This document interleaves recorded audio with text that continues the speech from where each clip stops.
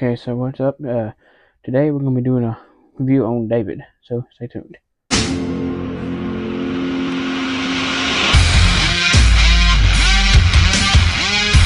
So this is David 8 from the Prometheus line by Neca, and now the Prometheus line, was not very, it didn't sell very good, and some reason it just wasn't very popular, which, but I really don't understand why it wasn't, because I actually do like these figures, and which a couple years after the Prometheus line, they actually re-released some characters that were supposed to be made and didn't get released, with one exception, which I'll explain later.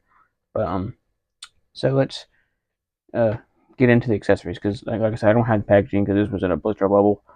So let's get into the accessories. So the first accessory is this flashlight right here, which is something they used in the movie, which is got two different lights on it. Looks like it's got the big one at the bottom and the one on top. It looks like it's kind of the one on top is just kind of attached to the top there, as you can see. And so not much to it. It's got mostly black, but it's got some white paint up too, where the light is supposed to be coming through. And now he can kind of hold this in his hand. It's a little tricky because it wants to bend the handle a little bit, but as you can see, you can kind of get him to hold it, which does look pretty cool. He also comes with his helmet, which is a clear plastic dome, as you can see, like it is in the movie. Mine's looks a little dirty and faded a little bit, but as you can see, it's got the gold thing around the top there. It's got the place for the light or the camera, to go on top there, as you can see. And this attaches around the collar of his suit there, as you can see. You just plug this in like so. Now he's got on his helmet, so although he doesn't need a helmet because he's synthetic, but as you can see, he looks pretty cool with it. Only it does create some distortions across the face there, as you can see. Not as much of a problem with the male figures as it is the female ones, which if I get some of those, I'll explain what the problem with that is. But he also comes with two heads, as you can see. You got this head right here, which is his normal look with his hair and stuff. As you can see, this looks a lot like Michael Fassbender. The nostrils are red for some reason. I don't know why that is, but as you can see, looks pretty cool. They reused his head on the accessory that came with Shaw with the ripped off David head. I think it's the same head, I believe. But you see, he's got the blonde hair like in the movie, which he dyed blonde. But he also comes with this head, which is his one with his space cap thing on, as you can see, and it also looks like Michael Fassbender, but this one's got the cap on his head. It says David on top there with the Wayland logo. This is just Wayland Corporation before Wayland Yutani merger, and as you can see, it goes around the back there. Which I'm kind of torn on which head to display him with, because I like both of these heads.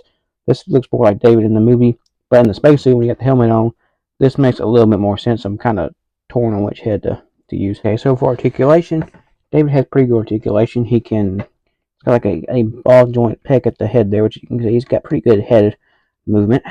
He's got a hinge and a swivel at the shoulder, a hinge at the elbow, swivel and hinge at the wrist there. He's got some articulation at his stomach here and at the waist.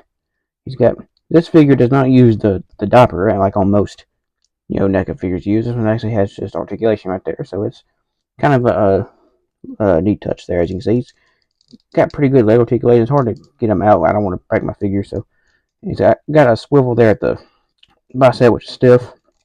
Got a hinge, a double hinge at the knee there, which is really stiff, and a pretty good ankle articulation. So let's go over the sculpt, design, and color of David.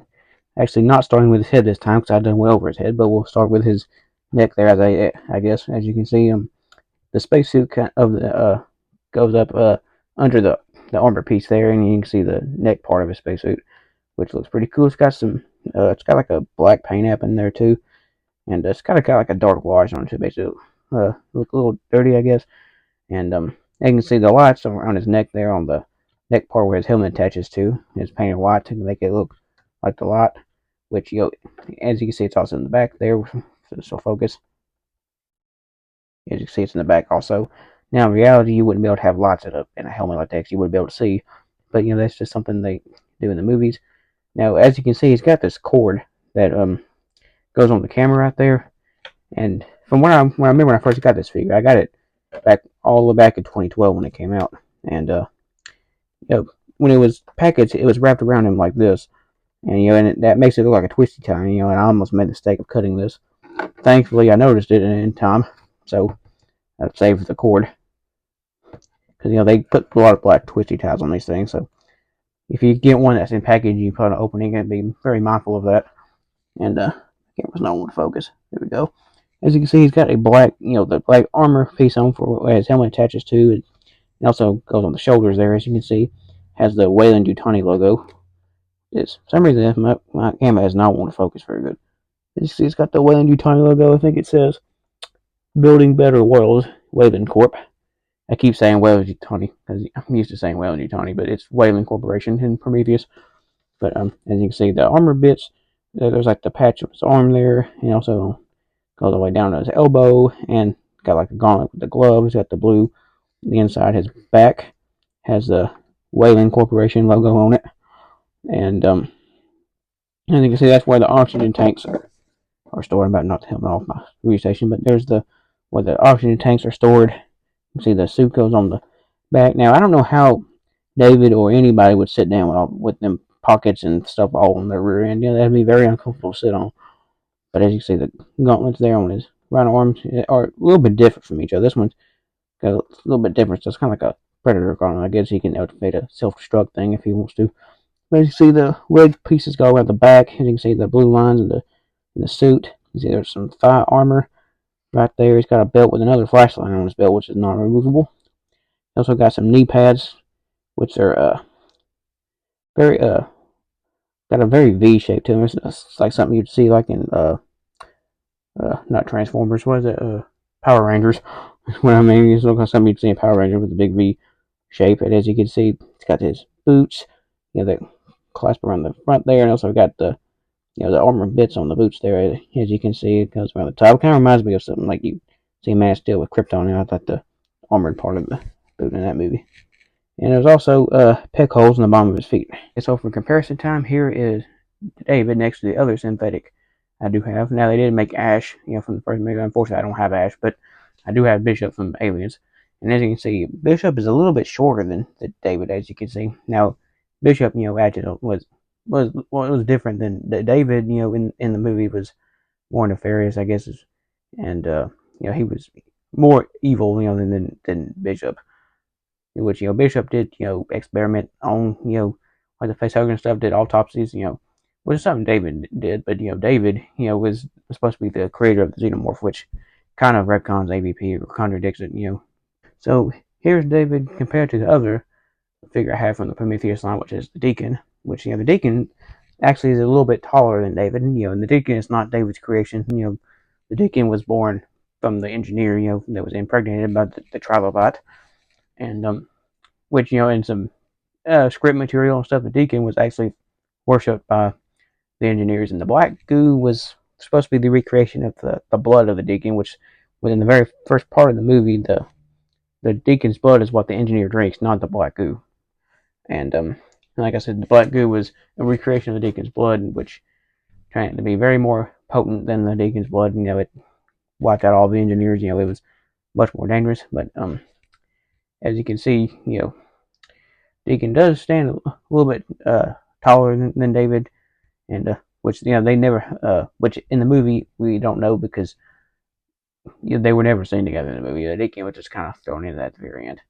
Okay, so here's David compared to his creation, the Xenomorph, which in Alien Covenant the Xenomorph was a bit different. A lot of fans call it the Protomorph because it was more organic than biomechanical, but which I don't. They didn't really explain that, but as you can see, the Xenomorph, it stands quite a bit taller than David, which it's an adult stage, unlike the Deacon. The Deacon was more like in an infant stage, but even though, like I said, the Deacon did stand just a tad bit taller than David, but the Xenomorph towers over him.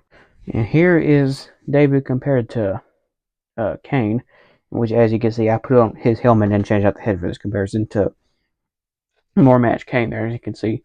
And, quite a bit of difference in their spacesuits. And, in Prometheus, the spacesuits look more high-tech than they did in Alien, which Ridley Scott actually kind of made an explanation for that, as in, the ship in Prometheus, I can't remember what it was called off the top of my head, but it had more advanced spacesuits because it was actually an exploration ship.